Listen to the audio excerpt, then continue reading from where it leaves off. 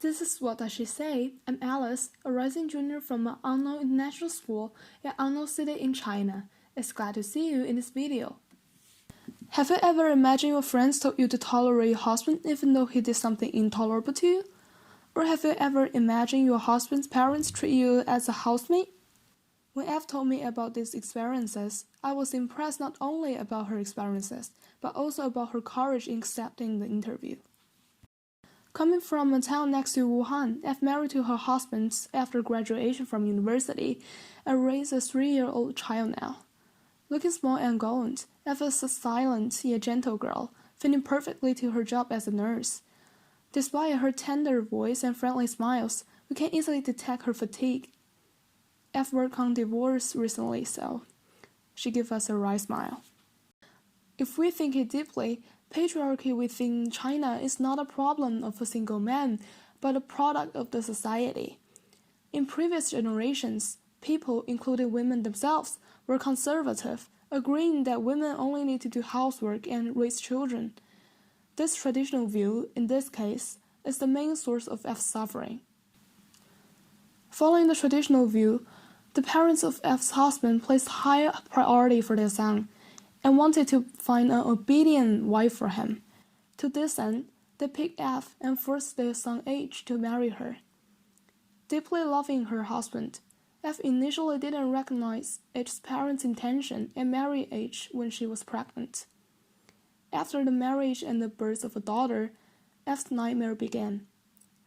Whenever she goes into a conflict with her husband, H's parents will force her to apologize to H, even if H is the one who makes the mistakes.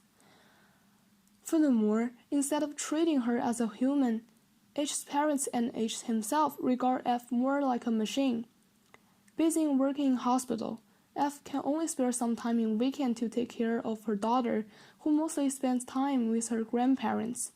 However, whenever she came back in the weekend, her husband and his parents would leave a pack of clothes for her to wash by hands. They required me to hand wash the clothes because they thought the washing machines could not work as carefully as humans did, F explained in the interview. Sometimes when I was exhausted and asked my husband to help me wash the clothes, his parents would scold me, saying that I was lazy and didn't want to fulfill my duty as a wife. Even more discouraging was the fact that when F bore all this pressure, her husband was derailed. When she found her husband contacting with his ex, H did not care about F's feelings and wanted to divorce with her so that he could marry his ex. However, F has not only been hurt by her husband, but also by her friends. When her friends in the hospital heard about her experience, they suggested her to tolerate her husband and try to be more considerate and gentle. I tried to be more tolerant and gentle to my husband, but it didn't work and even made things worse. F cried silently.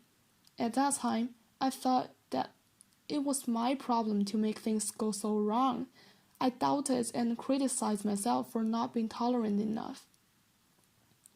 However, F smiled when her voice was still trembling. Now I know it was not my fault. I should leave him and be strong enough to be independent. I won't cry anymore. When she finished saying this, I surprisingly saw the seed of a strong spirit, deeply buried, sprouted out of her mind. At this time, she was shining. You'll get your happiness, I promise you. I smiled back at the end. You deserve it. Thanks for watching. For What Does She Say? I'm Alice, a rising junior from an unknown international school in an unknown city in China.